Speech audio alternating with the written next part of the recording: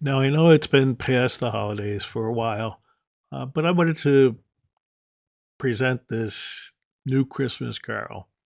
What got me thinking about this is usually around Christmas time, I always enjoy watching like Christmas Carol starring Alistair Sims, which was made back, I believe, in 1951.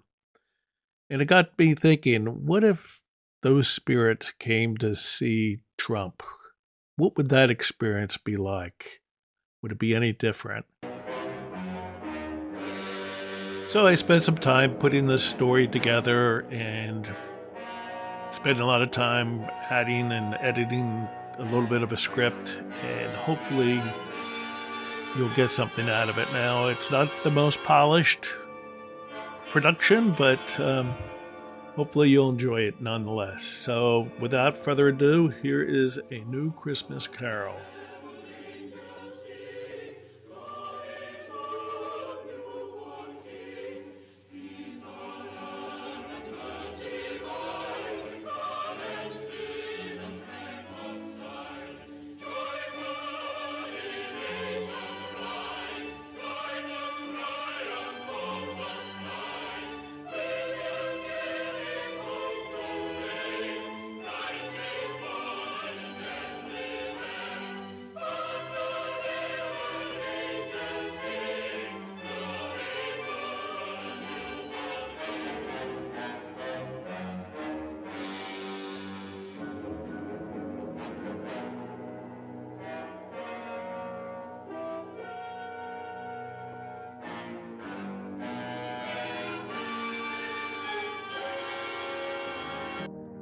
Epstein was dead, to begin with.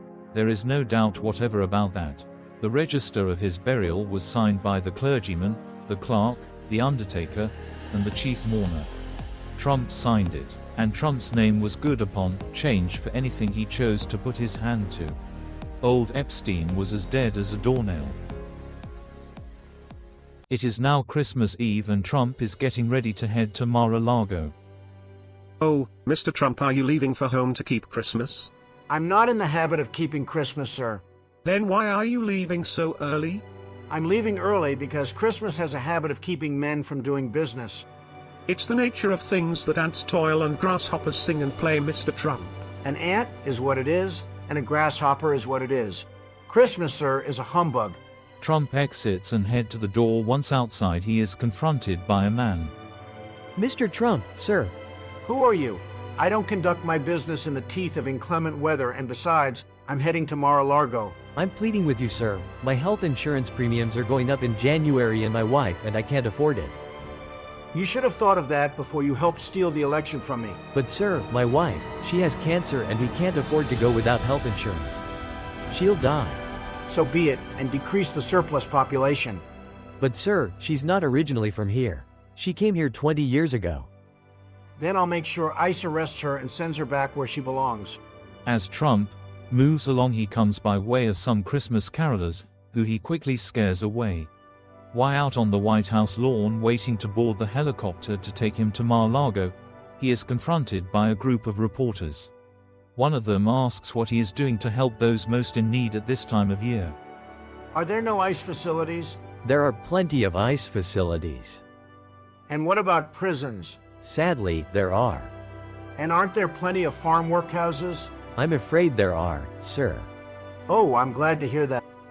Within the group of reporters were a group of individuals looking to raise funds for those in need. I don't think you quite understand, sir. A few of us are endeavoring to raise funds to buy the poor some meat and drink in means of warmth. Why? Because it is at Christmas time that want is most keenly felt and abundance rejoices. What can I put you down for? Nothing. You wish to be anonymous. I wish to be left alone. Since you asked me what I wish, sir, that is my answer. I help to support the establishments I have mentioned. Those who are badly off must go there. Many can't go there and some would rather die. If they'd rather die, they'd better do it and decrease the surplus population. Sorry, it's not my business. Isn't it? No, it is. It's enough for another man to understand his own business without interfering with other people's. Mine occupies me constantly. Good afternoon, gentlemen, and you too, Piggy. Trump leaves and boards the helicopter to take him to Air Force One. which takes him to Mar-a-Lago. Later that night, Trump is sitting alone in his chair with his Big Mac, filet-o-fish, bucket of chicken, and fries. As usual, he starts to doze off when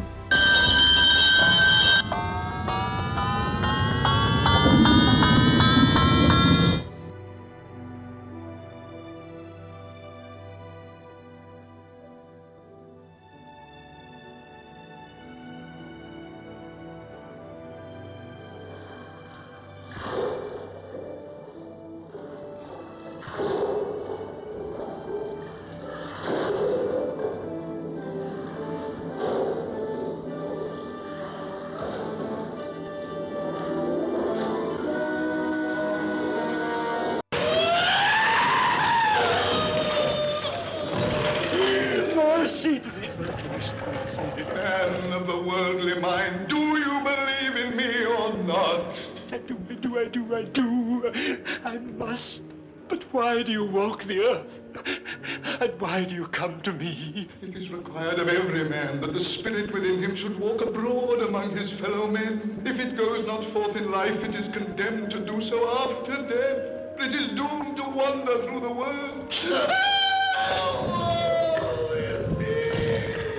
And witness what it cannot share, but might have shared on earth, and turn to happiness.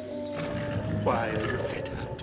I wear the chain I forged in life. I made it link by link and yard by yard. I girded it on of my own free will and of my own free will.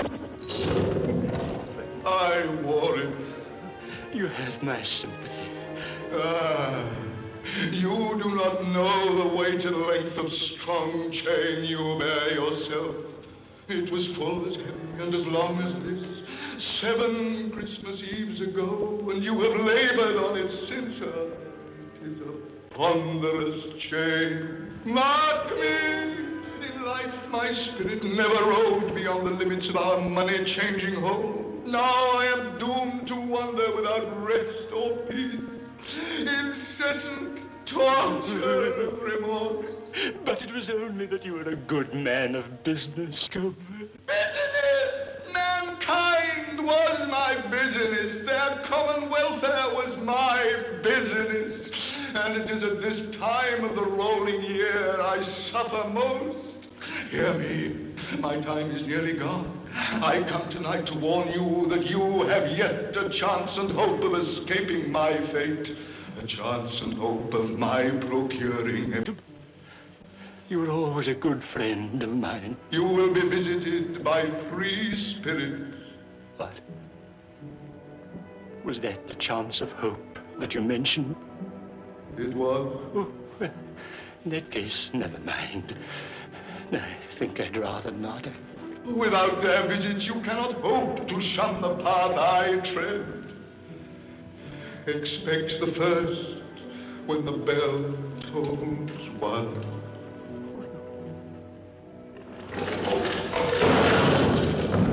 Look to see me no more.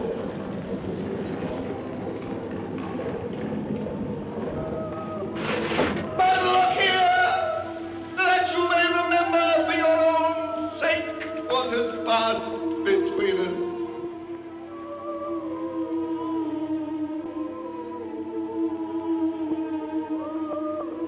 Why do they lament?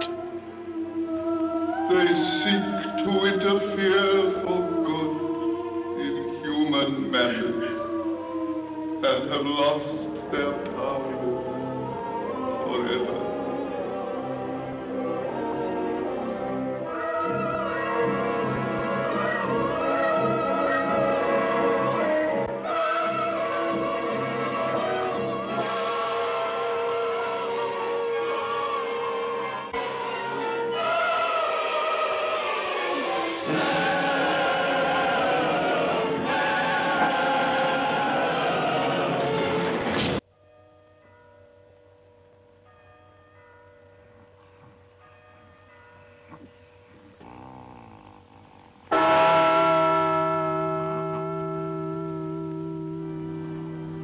Are you the spirit whose coming was foretold? I am. Who and what are you? And the ghost of Christmas past? Long past. Know your past? What is your business here with me? Your welfare, your reclamation then? Take heed, rise and walk with me. Through the window? Are you afraid? I am immortal and liable to fall. Touch of my hand and you shall be upheld in more than this.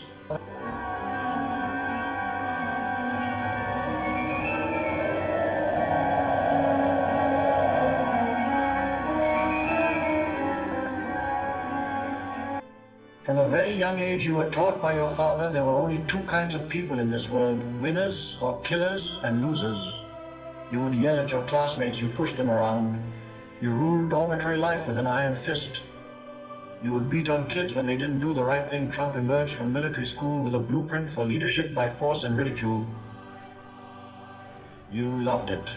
You loved all that stuff because it was also really competitive. Other kids didn't like you all that much. You weren't that popular because you were so competitive. But it was an environment that you thrived in. Your father's overall message to you was, and it was a very different message to the boys than to the girls. It was compete, win, be a killer. Do what you have to do to win. Your relationship with your mother, Mary, was formative in a different way. She had become seriously ill for a time when you were 2.5 years old. You were essentially abandoned by her. How did she show her love? Your good-natured and friendly older brother, Freddie, was unable to meet your father's high expectations. Although he entered the family business, he was not the tough, ruthless businessman his father insisted upon. Instead, Freddie shrank before your father's lack of praise and severe criticism. It was hard for the family to watch. He left the business and became an airplane pilot, a heavy smoker, and a drinker. His life fell apart and he died at age 42, a broken man. He went from being the wealthy family's heir apparent to an airplane pilot, and finally to a divorced alcoholic doing a low-level job on a work crew in the family business. You, Donald Ladd, always outspoken and irrepressible, stood up to his father in a way his older brother could not, and eventually became his father's successor. As a young man, you were seemingly in good health when you graduated from the University of Pennsylvania in 1968, as the United States was mired in one of the bloodiest years of the Vietnam War. As a 22-year-old who was 6 feet 2 inches tall and an athlete, you had already avoided the military draft 4 times in order to complete his college education. But that spring, as you were set to graduate, you then received a diagnosis that landed you a 5th draft deferment that would once again keep you out of Vietnam bone spurs. A Queens podiatrist who rented office space from Fred Trump, your father, might have given you a diagnosis as a courtesy to your father.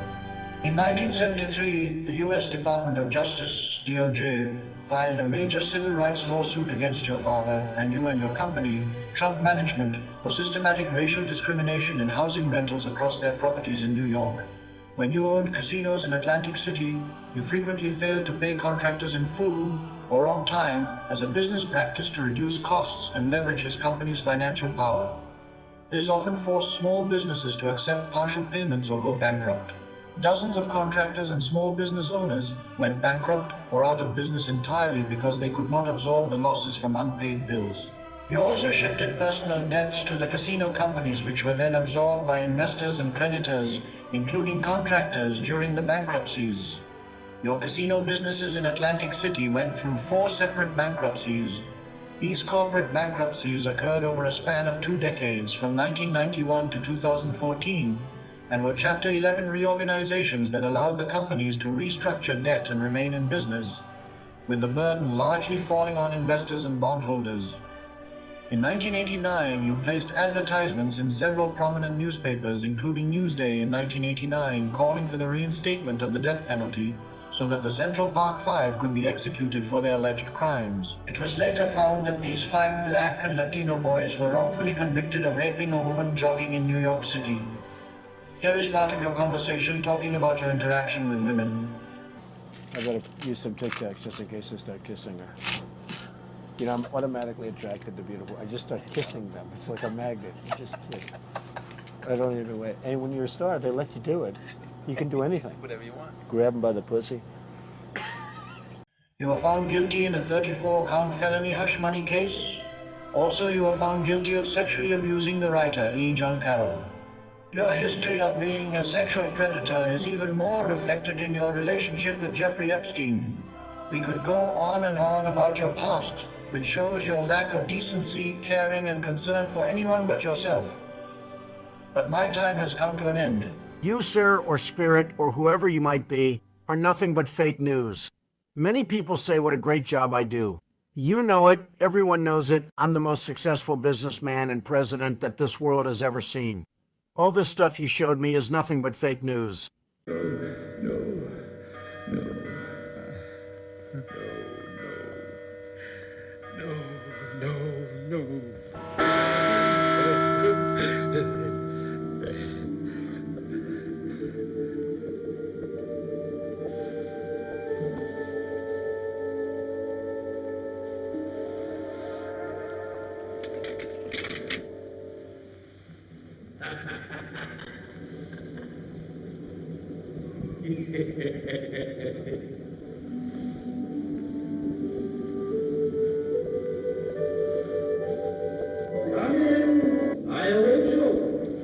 Yes, I'm coming. Come in! Come in! I'm coming.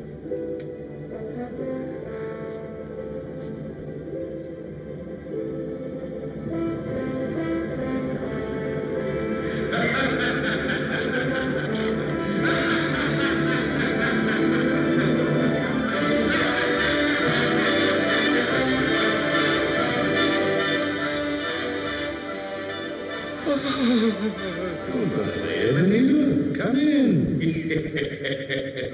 Come in, and know me better, man. I am the spirit of Christmas present. Look upon me.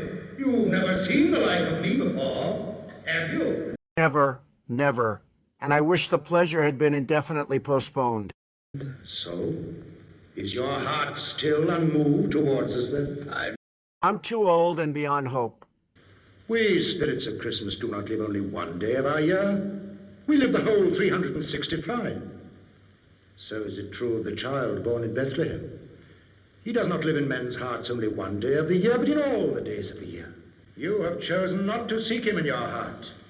Therefore you shall come with me and seek him in the hearts of men of good will. Come, touch my robe.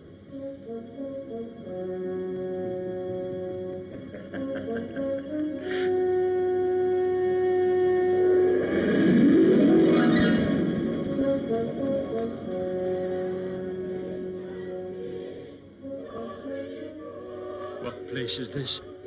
A place where miners live, who labor in the bowels of the earth. But they know me. Come.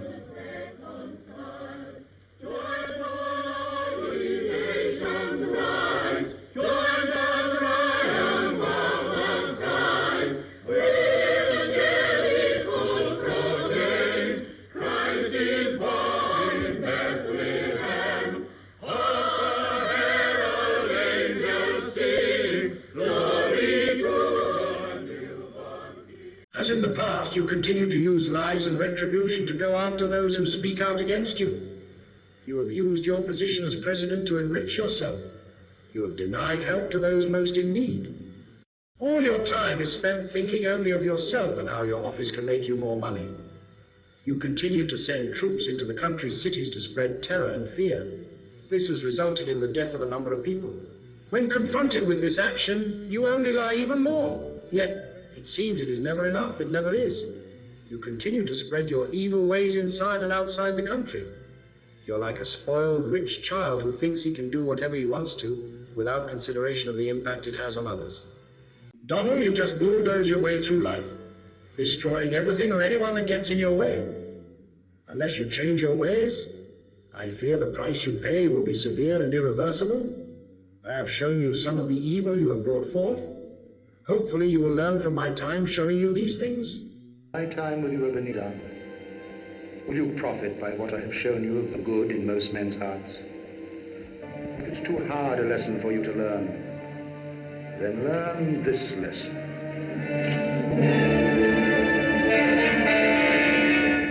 Spirit. They are man's. They cling to me for protection from their fetters. This boy is ignorance, this girl is want. Beware them both, but most of all, beware this boy. But have they no refuge, no resource? Are there no prisons? Are there no workhouses? Are there no prisons? Are there no workhouses? Are there no prisons? Are there no workhouses? Are there no prisons? Are there no workhouses?